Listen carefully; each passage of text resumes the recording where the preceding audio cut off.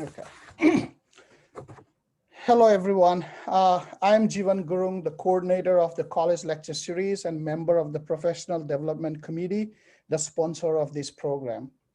On behalf of the Professional Development Committee, I would like to welcome you all to the college lecture series, which offers talks by SUNY Adirondack faculty and staff on a variety of topics and contemporary issues. Today's talk is titled A Brief History of Zombies, the Forgotten Heroes of the Haitian Revolution, and it is being offered by Dr. Adriana Umania. Dr. Umania is an instructor of foreign languages at SUNY Adirondack, where she has been teaching French and Spanish since 2018. She received her bachelor's degree in French and political science from the University of Houston and a PhD in French studies from Rice University. Her research interests include Latin American and Francophone literatures, particularly those of Haiti and the French Antilles. Her work examines questions of borders and transnationalism. She translated into English the first foundational novel of Haiti, Stella, by Émeric Bergeau. So, Adriana, the floor is yours.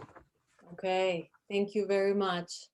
Well, good afternoon again, and thank you for joining me as we embark in a historical journey into where the idea of the zombie comes from.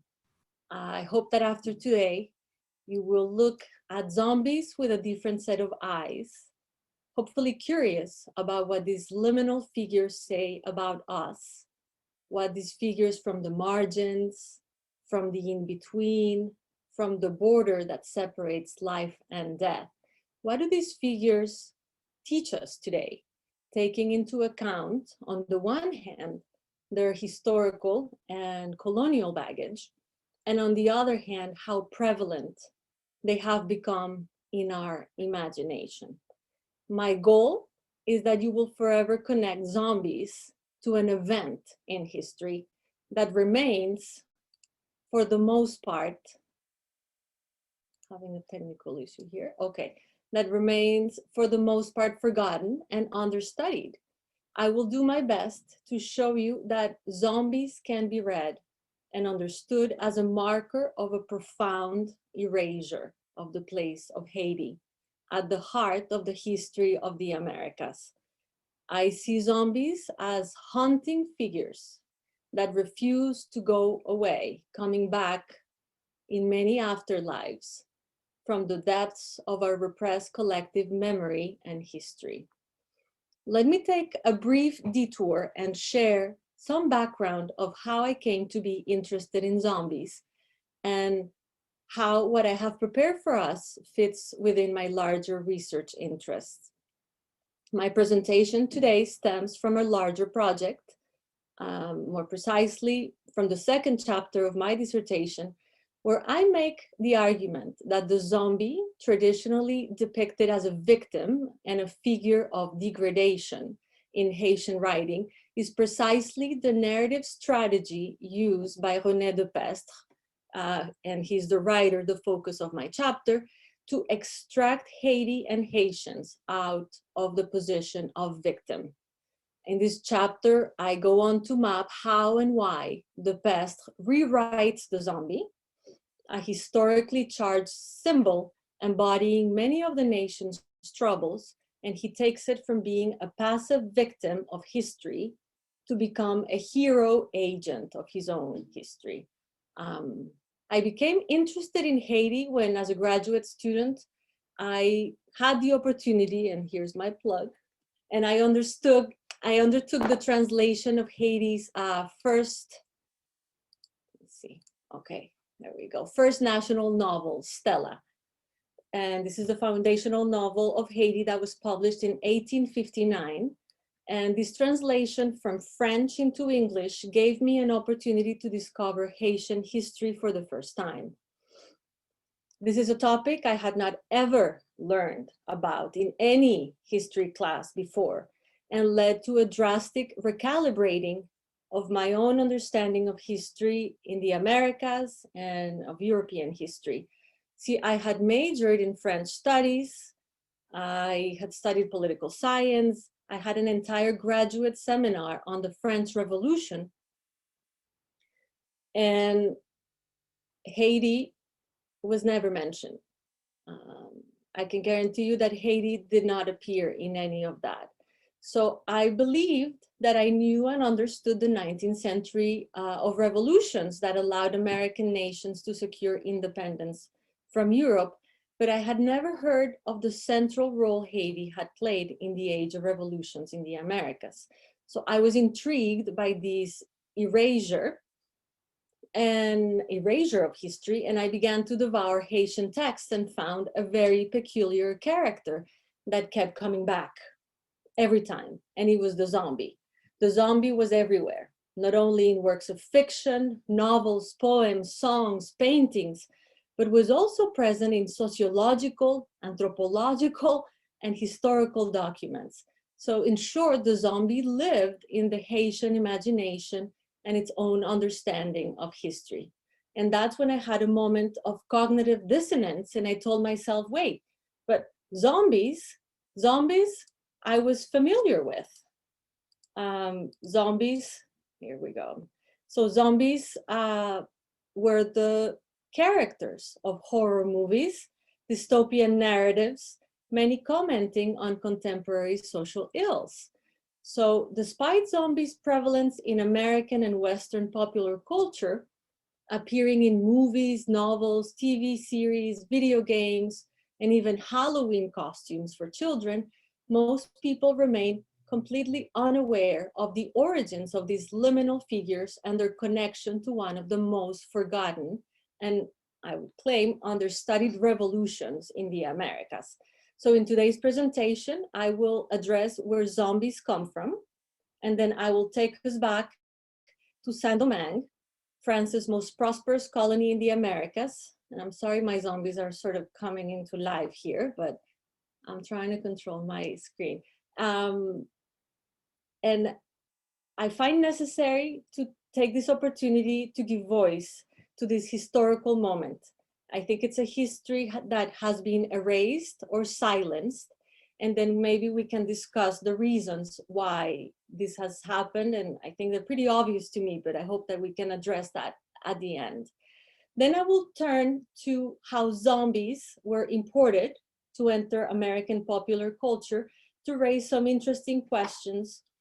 And then I will provide 5 sketches or snapshots of how zombies have existed and mutated in the Haitian imagination for the most part, and not as predators that we have seen in the movies, but as avenger forces fighting a wrong, or as men and women who have lost their humanity.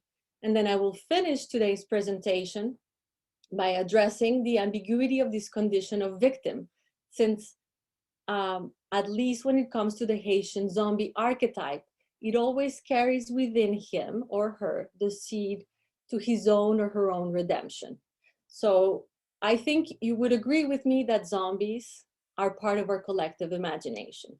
Every year around Halloween, we see children dressed as zombies trick-or-treating alongside princesses, witches, ghosts, golems, and the Disney cartoon of the day. These costumes are intended to represent a creature trapped between life and death, a soulless corpse, right? A soulless corpse that is gruesome, endowed with some superhuman strength, and they are predators who cannot think for themselves.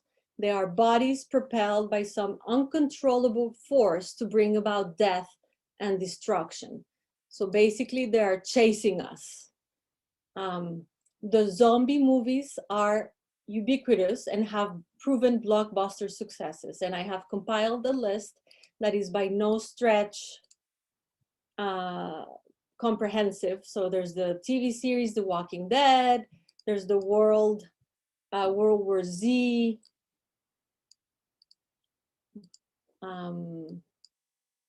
sorry.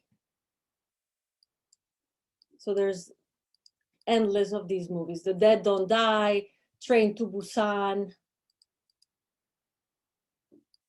Zombieland, And I could probably go on. There's the Night of the Living Dead, the Dawn of the Dead.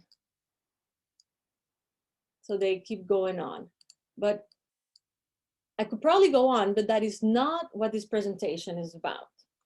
For the question I have set to answer today is, where do these figures come from? And when did they enter our imagination? For that, we have to travel to Haiti, or rather Saint-Domingue, as the Caribbean island nation was known while a colony of the French Empire. Saint-Domingue was France's most prosperous colony, probably the most profitable colony in the Americas. It was under French rule from 1679 to 1804, but before, it had been inhabited by the Taínos, who met Columbus on his first voyage on December 6, 1492. And we know how that went for the natives. They disappeared shortly after the encounter. So the Spanish took the possession of the island, but as they focused their exploration elsewhere, it became a territory that harbored pirates and buccaneers. The French took control of the western part of the island in 1697, and the French Empire made it profitable as a sugar plantation, completely dependent on African slaves, part of the triangular trade between Europe, the Americas, and Africa. It is important to remember that the Caribbean was an economic powerhouse in the 18th century, fueling the progress of European empires. At the time, Saint-Domingue was known as the Perle, the Pearl of the Antilles, and became France's most lucrative colony, holding world production records for sugar and coffee by the end of the 18th century. So this large-scale, labor-intensive sugar production created a pressing need for slaves, and Saint-Domingue imported around 2,000 slaves a year from the coast of Africa to meet the colonists' I would call murderers' needs. So in the year of 1791, many forces come together to overthrow the slave regime in the island. While it is true that the French Revolution opened many possibilities, it cannot be seen as the sole reason for the successful slave revolt. The first spark was lit by when Vincent Auger, a mixed-race slave owner from Saint-Domingue, lobbied the General Assembly in Paris to provide freemen of color like him the right to vote in the colony. The General Assembly in Paris, so this is after the French Revolution, granted his request, and Auger returns to the island convinced that he has secured full citizenship rights for Black freemen like him, only to meet his death. So he was wrong. The governor of Saint-Domingue refused to recognize Paris's decision and ordered him killed. So this was surely a mistake on the part of the governor, because his assassination had the unintended benefit of uniting the Black freemen elites with the slaves who had been organizing scattered insurrections against the French planters. So the slaves were also organizing, and that same year, Dudy Boukman was a voodoo priest and insurgent leader of the slaves, celebrated what is come to be known as the Bois Caïman ceremony, where attendees pledged to fight until their death for their freedom. This is a legendary ceremony in Haitian collective memory, and that unfortunately was used by American evangelist Pat Robertson to claim that Haiti had signed a pact with the devil, and thus explain the nation's fate. So it would take the slaves and their allies until 1793 to secure emancipation, and until 1804 to obtain independence from France. And this is when history intersects with American history, for the slave uprising I am describing to you would ultimately force Napoleon and France not only to give up its claim to Saint-Domingue, a very rich colony in the Caribbean, but to go as far as to sell 1/3 of the United States in what we know as the Louisiana Purchase in 1803. But I think I'm getting ahead of myself because we're still in 1791. So the French officials in Paris attempt to calm down the revolt of Black property owners in the island by sending a messenger. His name was Sontonax. And he's sent with around 6,000 troops to enforce the National Assembly's decree that extended citizenship rights to the small group of Black freemen. But it is not enough. France's envoy finds his troops unable to calm the turmoil, and he's facing 500,000 revolting slaves led by Toussaint Louverture on the one hand, and he is also seeing an imminent war with Great Britain. So he decides, in a historic and dramatic move, to grant citizenship to all the slaves. To this day, it is not clear whether Sontonax's Enlightenment ideals, this is a man from the French Revolution, motivated the proclamation, or if he saw it as the sole avenue to appease the growing revolt. What is true is that the decision from Paris to grant citizenship rights to Black property owners had the unintended effect of upsetting the white French colonists who decided to join the British forces against their own French forces, unwilling to share their privileged status. So Sontonax, seeing that he has to face these the white colonists, makes Toussaint Louverture a general under the French, makes him a French general under the French Revolution and promises to free all the slaves in exchange for them to join in his cause against the British. So this is how France has its first Emancipation Declaration in 1794. Again, Lincoln in the United States does that 69 years later in 1863. So after Toussaint leads the rebel forces under a unified French front and pushes back the British invasion, he declares himself governor for life, and in 1801 takes steps to draft a new constitution.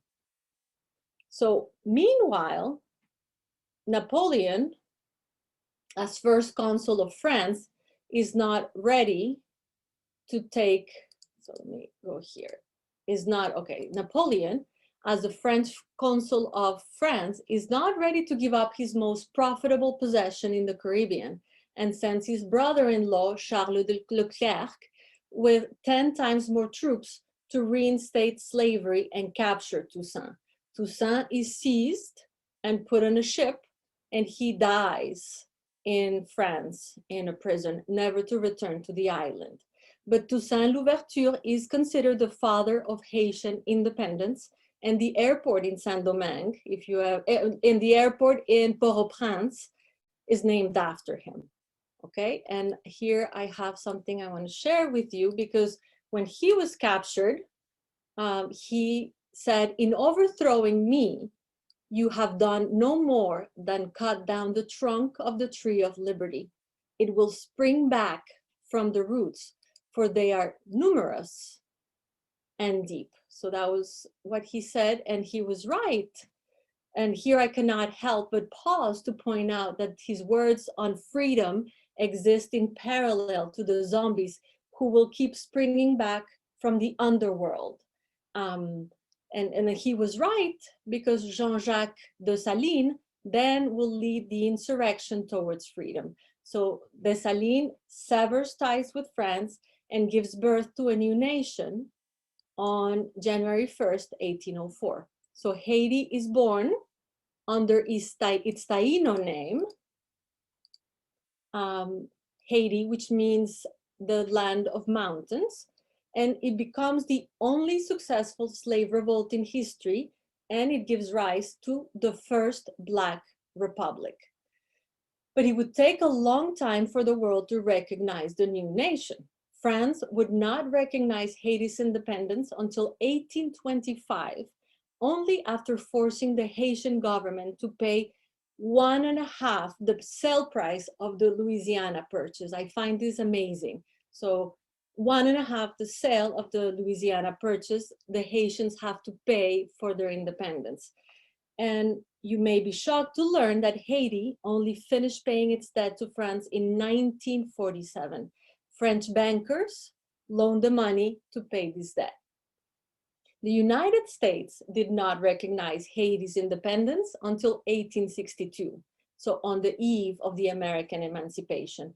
And the United States would invade and occupy the island. And this is something most Americans don't know, that the US invaded the island from 1915 to 1934 as part of the Monroe Doctrine under Woodrow Wilson. So I think it's an understatement to say that Haiti had a very precarious beginning, as all the odds were stacked against the new nation. Committed to preserving freedom, the nation found itself destroyed after 15 years of revolution. It went from being the most profitable colony in the Caribbean to forging a path forward as an isolated first Black nation. So in the 1800s, Europeans and Americans really ostracized the new nation politically, and it contributed to Haiti's decline. So again, going from the wealthiest colonies to one of the most impoverished countries. So now that I have provided this historical survey, let's turn our attention to 5 snapshots of the zombie. So I have chosen 5. The zombie exists and continues to exist in many forms in the Haitian imagination, but I have chosen these 5 because I think they illustrate the usefulness and malleability. So it can be malleable, it can be changed, and in the Haitian imagination. Okay, so the first one is going to be from Africa to Haiti. So during slavery, the zombie appears in the historical record for the first time in the writings of a French planter by the name of Moreau de Saint-Méry, who, in offering a portrait of the fears, psychology, and belief systems of the slaves, says that zombie is a Creole word that means spirit, revenant, and as the plantation system in the Americas forced the confluence of several West and Central African cultural and religious practices to blend with Christian beliefs, new creolized systems of meaning were constructed from fragments, from bits and pieces, to generate a sense of order in this new chaotic world. So the figure of the zombie is a perfect example of this need to organize experience. It becomes a figure, the zombie, to portray both the existence of a God spirit that bestows life on humans, and conversely, the punishment for those not abiding by his divine rule. Because in the lower Congo, we have records of a belief that goes by the Nzambi, and then the Zambi was a term denoting a sovereign master, a deity that placed man on earth and would take him away at the moment of death. And then men were expected to live under his prohibitions, and to violate these laws was a sin against the Zambi, for which the Zambi might give a bad death. So you see where the idea of this bad death comes from. So in the concept of the zombie converges a cluster of ideas about the Godhead, his divine prohibition, and the punishment for infringing upon them. So you can see how in the case of the slaves, it may have provided a supernatural explanation for the deplorable fate they endured in a plantation system where they found themselves robbed of their freedom in a strange land and stripped of their most basic humanity. In this way, the zombie existed in pre-emancipation Saint-Domingue as both punishment from a deity and an explanation or metaphor for their servitude. So again, a metaphor for the condition of slavery. So this is where it gets interesting. During the struggle for emancipation, a new version appears. So enter Jean Zombie. The historical Jean Zombie was a ruthless man who lived in Saint-Domingue, and he killed white planters wholesale, serving strategically to terrorize and thus dissuade the French troops from pursuing further resistance against the native insurgent forces. Jean Zomby is a mythic figure born out of the need for a violent revolt against the Napoleonic forces that had to be stopped in order to secure the founding of the new nation. So for this reason, Jean Zomby, the man, enters the voodoo pantheon and enters as Jean Zomby the Loa, or the divinity. So Jean Zomby becomes, here we go, okay. Jean Zomby becomes thus a living, so for man, mythical man who live, real man who live, becomes a mythical figure in the Haitian belief system in voodoo, where he is part of the pantheon of gods. And then in that pantheon, all the leaders of the revolution are now loas, or divinities. So he joins all of them. And then because of his cruelty and extreme violence were necessary for the emancipation of the slaves, he's both revered as a destructive and creative force. So this is how in post-emancipation Haiti, the zombie is a god. Now we go to one more.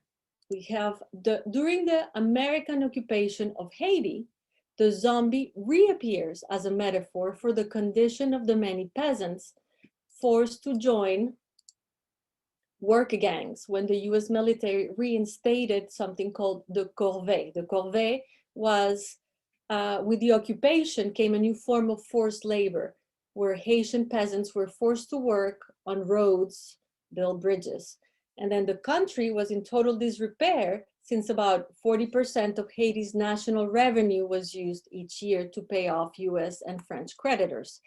And it is precisely at this moment that American GIs bring back, or take back, depending on where we're standing, to the United States accounts of exotic rituals, barbaric sacrifices, and the folk belief of the existence of zombies in the Haitian countryside.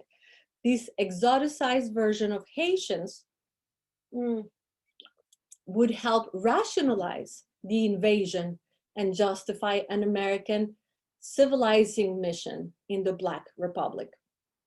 And it is these travel writers, these GIs and these travel writers, who would inspire future Hollywood films on zombies. I find it very telling that the first zombie movie comes out during the American occupation of Haiti. Okay, and then my last snapshot brings us to the Duvalier regime, lasting 29 years, when father and son terrorized the population by creating a militia called the Tonton Macoute. These were armed men who wore glasses and behaved like unthinking monsters. So Duvalier, who was the dictator of Haiti, was a medical doctor who understood the power of folk beliefs in the countryside and exploited the symbols of voodoo to solidify his rule by incorporating elements of Haitian mythology into what became a personality cult. So in this last snapshot, the zombie is exploited to instill fear. So I hope my etymological detour and historical snapshots gave you a deeper understanding of the wide range and usefulness of the zombie. And you have seen the function this figure has served to translate the various forms of institutionalized oppression suffered by the Haitian population throughout their colonial and post-colonial histories. I think it's important to locate the zombie in the milieu he was born and within the historical context that made such a mutating figure possible, whether it was in the hands of the French before emancipation, fighting oppression during the revolution, and during new forms of submission under the military occupation, or as prey to their own ruthless dictators. The zombie has carried many meanings for Haitians. They have creatively used this figure to construct meaning in what would otherwise be meaningless suffering. Personally, I find the zombie most interesting and compelling, not as a symbol of what is wrong with Haiti and its institutions, but rather when writers choose to mobilize the zombie and its creative, historical, and powerful dimensions, to offer an artistic way out, to imagine the world as it could be, to do what art is intended to do, to recreate the world, to fill the silence and the abyss with ideas, words, and new possibilities. This is how I read the zombie in my dissertation in the chapter I devoted to René Depestre, where I make the argument that his works of fiction and poetry go against the grain to reimagine the zombie as hero. So if the zombie is going to be this character that represents Haitian history, he says, I will rewrite that. And he reimagines this as a hero. I contend that Depestre, his zombies, can be read as ritual victims who draw onto themselves all the malefic violence of their society in order to transform it. This is how the most pathetic, reviled, contemptible, and even shameful figure of the Haitian imagination becomes, for this writer, a source of redemption, hope, and beauty. So he reimagines these zombies, not the zombie not as psychological alienation of the elites, as it happens with Jacques-Stéphane Alexis, or not as a loss of dignity, or not as madness, and not as indiscriminate violence, as it happens with Franck Etienne. And these are all other Haitian writers for whom the zombie is key to their text. So you're probably wondering, what does this zombie hero look like? Well, you should all read Depestre, a writer I highly recommend and has been translated into English, but I know I should provide some answers. So the hero, or the zombie as hero for Depestre, takes many forms. One of these is the hero of the absurd in his 1979 novel, The Festival of the Greasy Pole. Here, the writer borrows from Albert Camus in The Myth of Sisyphus and invites the reader to imagine that despite the impossibility of success, the struggle itself towards heights is enough to fill a man's heart. And like Camus, he suggests that we must imagine Sisyphus, the zombie, happy. This is why the zombified militant, who's the main character in this book, never loses his mental capacities, but on the contrary, displays an exemplary degree of lucidity, much like Camus's Sisyphus. He's aware that he struggles against the regime, and here's a regime that's addressing the Duvalier regime. He's climbing a symbolic greasy pole to challenge the autocratic dictatorship, knowing that he will fail, but he persists nonetheless on carrying forward, knowing that it's futile. So much like Sisyphus' willingness to confront his fate is enough to make him happy, Postel, who's the character in this novel, struggle towards heights is enough to fill his heart. So the Depestre's zombie is superior to his fate and is stronger to his rock than his rock. Okay, that's zombie number one. Zombie number two is the zombie in A Rainbow for the Christian West. Is not a silent victim, but here he becomes a planetary healer who summons the gods of Haitian voodoo to bring into being a new form of humanism that would heal racial tensions and racial division. So this is a poem that is conceived as a ritualized cleansing of the West at the hands of the voodoo pantheon. And then the zombie becomes a priest into this cleansing. And then my last example is the zombie as the hybrid and creolized condition of Haiti. So in this novel, Adriana the zombie is the heroine in this novel. We are far from a lobotomized creature that remains powerless at the hands of her captors, or we're far away from a voiceless victim trapped in a condition of servitude, and definitely a long way from a woman who's lost her mind. Instead, the past proposes the zombie as a beautiful and rebellious woman who escapes societal imprisonment by refusing the racial, religious, and cultural designations that have divided the nation, Haiti, throughout history. So she's both white and black. She's French and African. She is Christian, and she also practices voodoo. So she is this creolized identity that contains all those contradictions without it being a problem. So as you see, my ending and my presentation has taken us far away from the Hollywood zombie films, for I believe that the Pestrian zombies and the original source of the figure have much to tell us, not just about the important Haitian origin of the trope, but also about its potential contemporary significance. As we go back to the question on why our fascination with zombies, I am sorry to say that I do not hold a definite answer, but I cannot help but ask if these figures return in our collective imagination in the hope to rectify a silence, correct the historical record.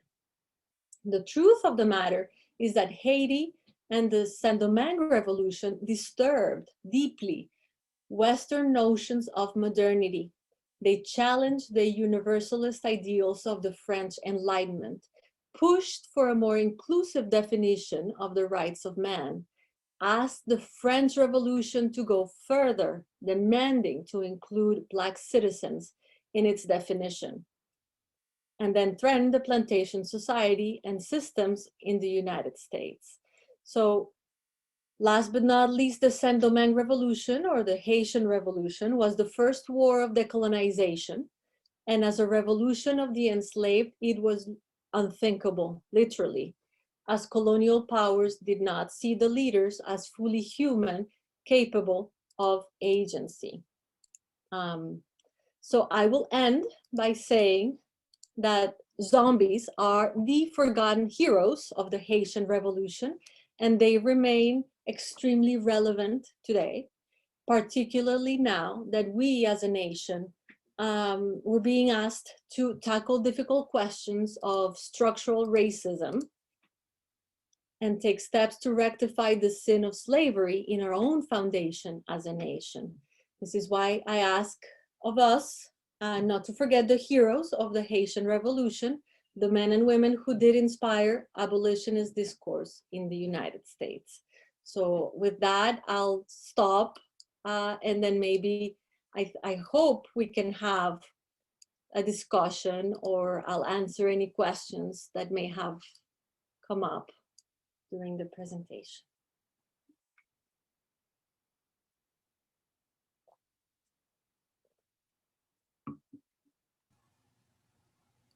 Thank you very much. Are there any questions or comments, reactions, puzzlement? Adriana, you did an excellent job. Oh, Very informative, very informative. thank It's you a part very of French culture that I don't know too much about, but it was very informative. Great, great. I absolutely loved your presentation, Adriana. When I saw the title, I didn't think you were literally going to talk about zombies. I thought you were going to talk about Sanssouci, or you were going to talk about Toussaint or Dessalines. So I am really, this is absolutely fascinating, and I really enjoyed it. I have never looked at zombies like that before, but when you started, I realized, oh, of course, voodoo. That makes perfect sense, and the way that it has been bastardized in Hollywood and in Western cultures. So thank you for that. It's very enlightening.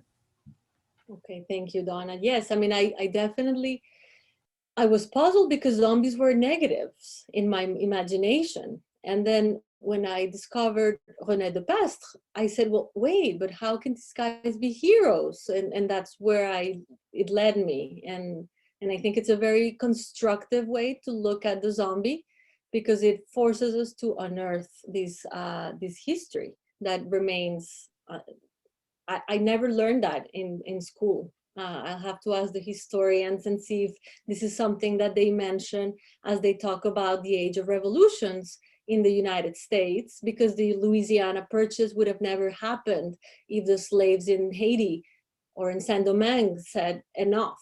So they put Napoleon and his Grande Armée in a corner. And I think it's important to say that. So. I think we have hands raised, Evan, and then we have Rebecca, and then we have Val. Yeah, thank you, Adriana, for this really great presentation. I enjoyed it a lot. I did a lot of reading for my PhD comps on American Empire, French Empire, and so this was really, really great. And so my question is more about your project as a whole. Curious where you're going to go from here. I can see so many really exciting opportunities for bringing in, more stuff about the American experience when they took over, when the Marines took over in Haiti, or looking at some of the racial anxieties of empire. So I'm just curious, what does the project as a whole look like? I think the project, well, again, this came from a chapter in the dissertation that, as we all hope one day, will become a book. But I think immediately I feel the need to publish on precisely this vision of the zombie as a positive. So it would be an article probably on how the zombie can be read as a hero and tackle the historical piece from that end. I also would love to, this is a connection that I want to make, and it was the broken promises of Simón Bolívar. And so Simón Bolívar, who secured independence for Latin American countries, Colombia, Venezuela, Ecuador, he made a promise because Haiti helped him in the revolution. And he made a promise to free the slaves, and he did not do so. So it was a broken promise that I would love to also explore. So there's many avenues that I would like to go into. I always like to build the bridge between, and this is more a reflection of my own interest, how French Caribbean history and Latin American history are so intertwined, but usually the linguistic division doesn't allow us to make those connections. So that's what I would like to work on, to continue to make that connection. Mm-hmm. Rebecca. Hi, Adriana. Thank you. That was really so fascinating. And my question is about what role artwork might play, such as objects or images of zombies. Are images idolized, or do they have any particular power? Yes, that's so one of the images I included today when I talk about Jean Zombie, the Loa, it's a flag, it's a voodoo flag. I just don't know if I can bring it back without you being crazy with the Zoom thing, but yes, so that's an area that's extremely rich. The sad part is that Haiti, because of its history, has lost and has not preserved many of these. But I think there's efforts on compiling this. And a couple of years back, there was an exhibition that brought a lot of these artifacts. But in terms of the flags, they do contain, they're considered as contain living force, and they are part of the day-to-day celebrations in voodoo. Thank you. Next, Val, then Crystal, and then Krista. Let me echo our colleagues' comments about how fascinating this is. Really, really fascinating. And you probably are aware that Haiti and voodoo have been a subject of anthropological inquiry forever, right? Especially during the 1920s with the Harlem Renaissance and many of the scholars then that were using anthropological methodology and turning their view towards this and looking at non-Western medicine and how that's all related as well. So I think that's pretty fascinating. But my big comment was, or question to you is, you were mentioning about the Taina, you know, the indigenous people, like disappeared so quickly, of course, from disease and slavery and so on. Did you have any indication whether they made any contributions to this idea of the zombie from their own indigenous medical background or no? Oh, that's a fantastic question. I don't know. I actually don't know. I do know that the name Haiti is a Taino. I mean, and I Right. think Dessalines was so forward thinking. He knew, so he had an understanding of going back, right, to the native name of the island, because it was not called Saint-Domingue, it was called Haiti. They went back and found that name, but I don't know. I know there's a lot of words, barbecue being one of the Taino words, Right? boucan. So there's a lot of words that do come from the Tainos, but I don't know if the zombie could. I wouldn't be surprised if it did, Val, because I think the creolized nature of these cultures, precisely, it's so rich because of the blend of that fragments that have come into one, to give many creative renditions of explaining reality. I know so many Caribbean groups as well as Southeastern groups had, you know, if you want to think about it as this ethno-medical kinds of categories for this. And I'm wondering which way that exchange went. You know, I have no doubt that the Western African experience and the Caribbean experience from that direction influenced the Southeastern natives, but I also wonder if they had any contribution, especially the Taina, to this, because as you said, they were eradicated so very quickly. You know, as most of you know, 90% of the population of the Americas, including the Caribbean, was wiped out within 100 years from disease. So it didn't take very long, you know. So it just really fascinates me. And I don't know if you've read this, The Gods of the Upper Air, which is such a fascinating book. And the subtitle here is How a Circle of Renegade Anthropologists Reinvented Race, Sex, and Gender in the 20th Century. I know our library has it because Joyce ordered it. And it is spectacular and talks a lot about those early anthropologists in the early part of the 1900s, 1920s, 1930s, who were turning their eye towards these questions, which, as you mentioned, nobody else was looking at that time. So really a neat source. The thing with some of the anthropological texts that came out, I mean, with all due respect to anthropology, but then it's also that perspective, right? It's the outsider Absolutely. looking in, Especially and all French. the bias, right? So I think our own understanding of voodoo as a religion has been tainted by prejudices that maybe there were scholars that were studying it, but it's hard to divide or separate your own beliefs. And as you said, the French especially were particularly male biased, right, and Western European biased, but it was Margaret Mead and some of those other researchers who kind of blew that apart a little bit. And so it's just some really interesting aspects in that early part of the 20th century. Neat stuff. Thanks again for such a great talk. No, thank you for being here. Crystal.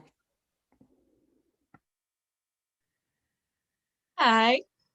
Hi. Like everyone else, probably blown away, very excited. This is a great lecture that you gave.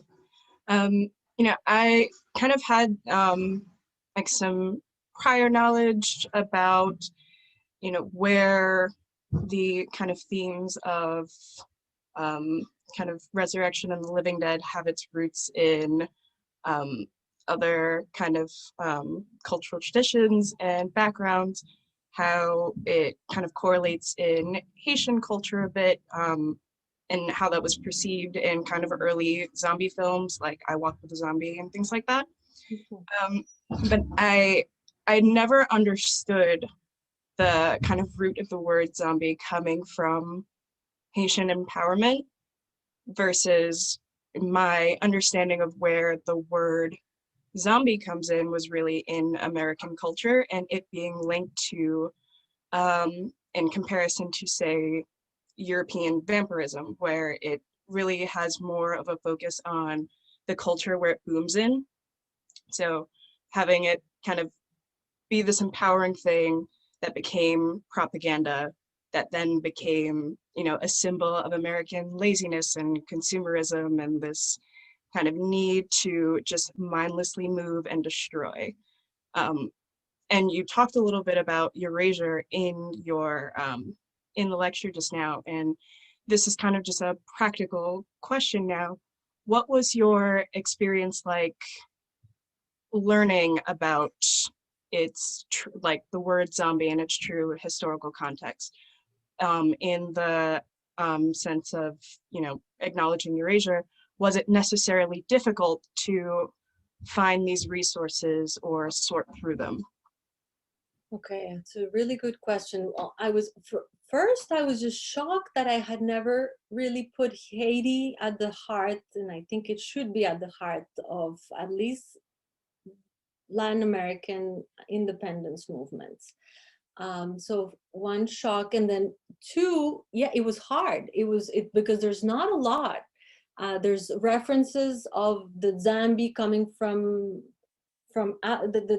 my etymological sort of excavation to try to find this word connecting somewhere in Africa. So I was extremely excited, but then at the same time, I was shocked that zombies being so prevalent in our popular culture, that there was not more research on where did we get this from?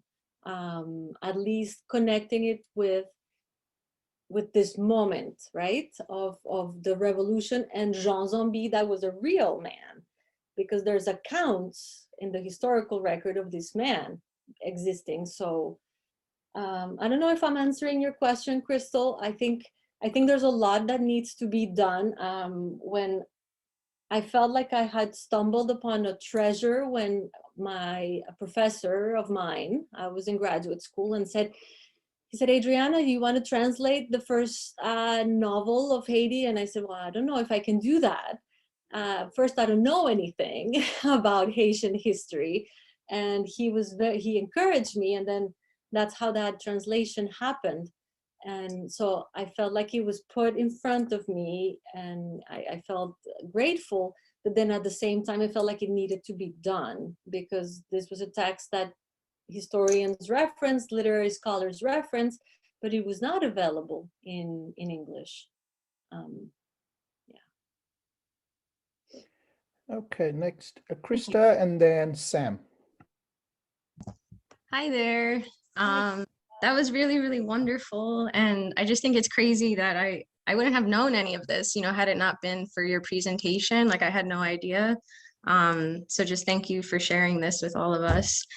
I'm just trying to like work through my thoughts. I'm sorry if this all like comes out a little a little convoluted, but one word that you said that stood out to me was like lucidity, I think you said. And it got me thinking about like enlightenment and like zombies as being like the enlightened ones, who are brave and like sort of like revealing some deeper truth about life. And this brought me back to like thinking about the movies that you mentioned, that we typically see in present day culture. But like oftentimes in those movies, I can't think of any specific examples, but there's like an implication that the zombie insurgence that's taking place is brought about by like reckless or poor human decisions. Like, it is a result of something that humans did. So like through the zombies, like it's sort of like an awakening for people, and they're forced to face the consequences of their decisions and come together. But like the zombie is still like the villain, right? But the zombie is sort of addressing like the misuse of life. Like, humans are not using their lives correctly, so like the zombies attack, kind of thing. So I guess like my weird question is like, do you think that in these movies they're sort of like unknowingly or indirectly acknowledging the heroism of the zombie and like don't even realize it? And do you see some kind of link to the concept of enlightenment? Okay, thank you, Christopher. Fantastic question. So my hope is that yes, that somewhere there is the seed, okay, of acknowledging this human effort that did happen in history at a moment of time, in a lot of these zombie movies. Unfortunately, I have to admit to all of you that the zombie movies have never appealed to me as I don't know why I have not spent more time. I think I was fascinated with the historical piece of the zombie existing in Haiti, observing the current cultural obsession from a distance, because it's its own mini world where, I mean, the sequels are insane. And then Romero, for instance, who made this genre so popular, he had like 1, 2, 3, 4 movies. So to answer your question, I do hope that the zombie could be tied to this maybe harsh awakening or coming in to see the light. I thought that the rewriting of the zombie as the hero of the absurd was super, and that's another area that I want to explore. Evan asked, what areas do you want? I want to make, when I have time, I would love to compare Camus' hero in Sisyphus, in the myth of Sisyphus, to the Bestre's hero, because they are both pushing upwards. In one case is a rock up a cliff that's only going to go down, and in the Bestre, he's going up a greasy pole he's going to only come down, and he knows that he can't stand a chance against the Duvalier regime. But I want to make a connection between the zombie as this source of, I wouldn't call it enlightenment, but a source of wisdom, or a source of clarity. Lucidity, I think it's the key, the word. Thank you for your question. Next, we have Samantha. Sam. Hello. Because I'm very much saturated in the Americanized vision of zombies and being the risen dead, I'm very interested in how René Dupest depicts his positive zombies, his zombies as heroes. Are they still a risen dead being? A being or human being that was once alive and has been risen? And then so if they are, generally there is some other kind of agent or power who has done the raising of these zombie entities. And so what role does that person or power play in Dupest as well? Because you've drawn some connections between the character of Sisyphus and these zombie forces. And in the case of Sisyphus, he, I guess to an extent, has the agency to choose to keep, like, I don't know, I guess he doesn't have the choice to keep, but he finds joy in the work that he's forced to do that's seemingly has no end and seemingly has no resolution and no meaning. So where is there, I'm sorry, I kind of got lost in my thoughts there.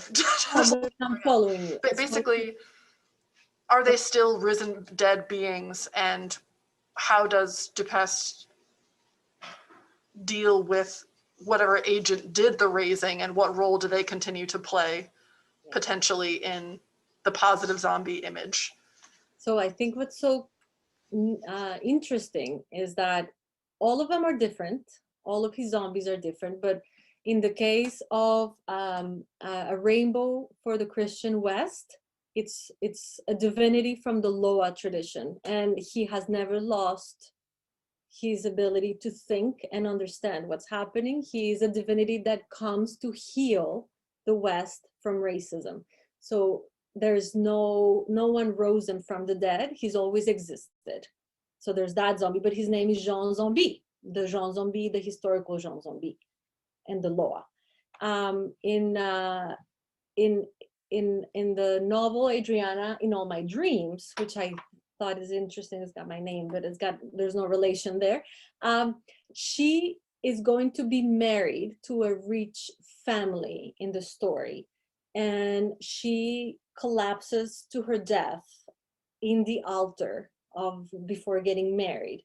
And when she goes into zombiehood, or when she becomes a zombie, that's when she sees well, and then she understands all that is at play around her. So the zombification for her is an awakening, to go back to what Krista was asking earlier. So in her case, no one brings her back to life. She does it herself. So in fact, she escapes this idea, this notion of her as either black or white, French or African, Christian or voodoo. Then zombification is what allows her to be free. And in the other zombie form or avatar or reincarnation, he is zombified by the regime. And it's a regime that is supposed to stand in for the Duvalier. And he is, again, zombification is not, he does not become a dull automaton, but on the contrary, he's able, that's what gives him the courage to enter the competition in the greasy pole and challenge, despite knowing he's not going to win, challenge the regime. So I don't know if that provides an answer, Samantha, to your question, but I hope it clarifies some. No, definitely. Thank you. Thank you. It's interesting to see the different ways that even, you know, even within one author's examination of the zombie theme, how Yes. the different ways that the zombies can rise and the different levels of agency, and how, you know, the idea of, my mind keeps returning to the idea of like a necromancer, or basically whoever that agent was who did the raising plays different roles, if they play a role at all throughout that literature. So no, thank you. In the mythology, and I didn't have time to go into that because I did want us to be able to have discussion after. The idea is that the zombie, if he's given salt, he will come back to life. Again, this idea of nourishment, and this is a creature that has been not given what they need to thrive, right? Like the metaphor for the slave. So the idea that if the zombie receives salt, he will go back to life. And that's sort of the more traditional trope of the zombie. Looks like we have covered all of the people who wanted to ask questions. Are there any other folks who would like to ask or comment? Well, Crystal, yeah. Do you have a question, Crystal, or is your hand up from last? Oh, okay. There's it. Any case, thank you so much, Adriana. This was great. This was wonderful presentation. I really enjoyed it, and I'm sure most of our guests here enjoyed it as well. You know, this whole idea of zombies and the reimagining of zombies in a more in a way that is more positive and empowering and powerful. And all this, the way in which you narrated, you know, how the idea of zombie was taken, reappropriated, and presented in a way that is totally devoid of the historical underpinnings, that reminds me of many instances where, you know, colonists have taken ideas, characters from the colonies and reimagine them in ways that are totally devoid of the historical context and so on and so forth. And what it reminds me, and it brings me to, you know, one of the most memorable characters created by Shakespeare, Tempest, you know, Caliban, and how historians, you know, have struggled, especially from the third world, from the developing countries, how they have struggled to reimagine Caliban in new ways. And it's kind of, it tells me, the way in which you presented it tells me that narrative, basically, you know, the ways in which various post-colonial authors, scholars are trying to reimagine and recreate these characters that had been hijacked and give it more historical and position it in such a way that provides it more of a context within which these characters grew.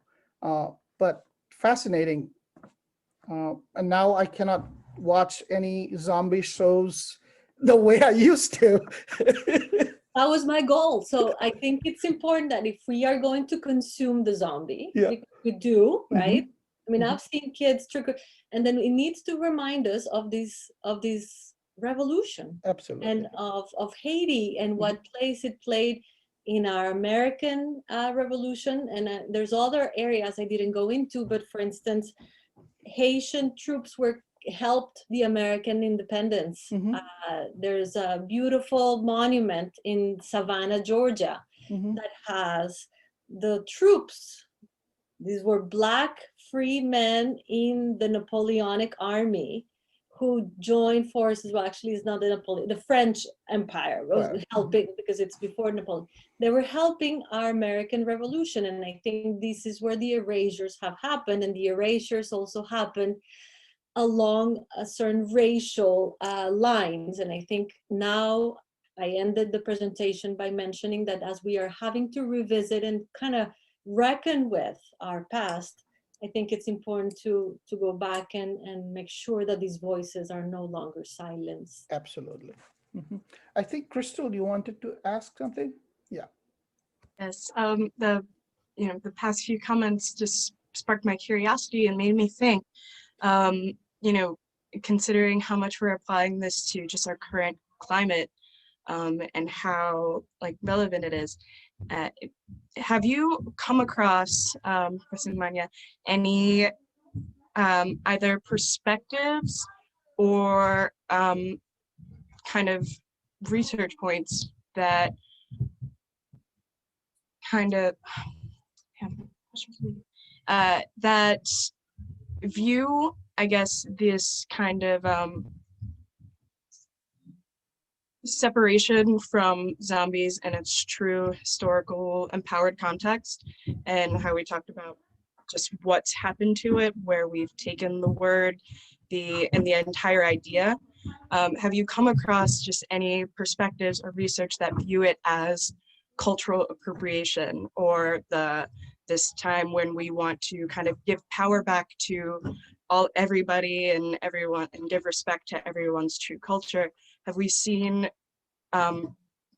people seeing this as cultural appropriation? And if so, is there a way to undo that with this unraveling of systemic oppression and erasure?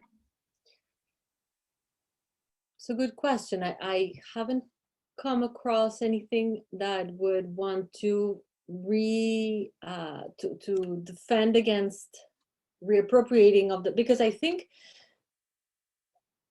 Creole culture is by its own makeup a blending and an embracing of so many pieces. So anything that claims authenticity or back to the roots or real, it's very dangerous, because this is what happened in Haiti with Duvalier. Duvalier said, out with the European modes, we're going to go back to our Africanness, back to voodoo, and it became an essentialized and racialized notion of what it meant to be Haitian. So we see the dangerous possibilities there.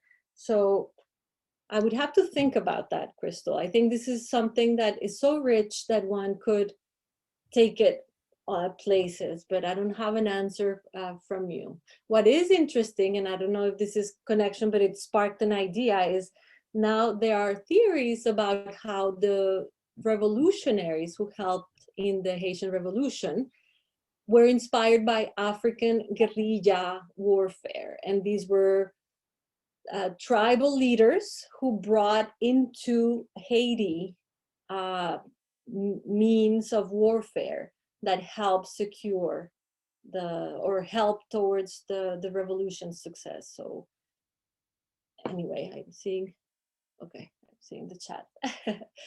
Well, thank you everyone so much. I hope this gives you food for thought. I'd love to plug some books, one of which I was just reminded of as this presentation began and just ordered, so it will not be at the library for a little while. That being The Black Jacobins by C.L.R. James is a fantastic and very comprehensive kind of novelization, narrativized. Oh, there it is. Yes, the very one. There it is. Because I kind of had to go back a little, yes. Yes, that for people who are not great at reading straight up history textbooks, I'm sorry for my historians. I personally do a little bit better. Yes, there it is. I personally do a little bit better learning history when it's presented as a narrative, and C.L.R. James does a spectacular job of presenting the Haitian Revolution and all of the key figures in that narrative form. So I highly recommend that when we get that in. Another book that I will recommend that we do have in is Love, Anger, Madness by Marie Chauvet. That is a triptych. It is 3 stories in the one book, each titled, One, Love, Anger, and Madness, and they all examine different Haitian people and their experiences of trying to express and find their identity within. Yeah, fabulous. A fantastic book, trying to untangle their identity from the various colonizing forces who have shaped Haitian culture and identity, the colorism present in Haitian culture, all of that. Just 3 very fantastic, very, very intense and stirring narratives present in that one. So another great taste of Haitian culture and Haitian writing there, and the prevailing themes of colonization and struggling against a nation's identity. So yeah, there are my 2 books I'd like to plug. And I'll suggest a third, just because we're in the triptychs. Can I also plug Tell My Horse by Zora Neale Hurston? Absolutely. Absolutely. Yeah. And another one by Hurston, Their Eyes Were Watching God. Eyes Were Watching God. Yes. And even Alejo Carpentier, The Kingdom of Our World, that also pulls in the discussion of voodoo and its importance to the Haitian culture. So lots of plugging. Yes. We also have a decent collection of literature of the Americanized zombie. So if even after this you find you're still able to enjoy the Americanized, westernized zombie, then we've got material for you as well. Excellent. Wonderful. Thank you so much, Adriana. That was spectacular, amazing, Well, very interesting. Thank you for giving me an opportunity to revisit some of this work. That So was great. Thanks, Adriana. it's been a while since I've kind of gone back to this, but I think this is perfect timing because of summer. I hope to be able to get my writing going and hopefully get some of this work out. Nice. Excellent. Thank you all, and thank you, Adriana, for this wonderful presentation, and thank you all for coming and being here and supporting and contributing to this wonderful discussion. Have a good day. As well for putting all this together. Oh, you're welcome. Yeah, thanks. What a great series. Bye-bye. Bye-bye. Thank you. Take care. Bye-bye. Bye. Bye. Bye.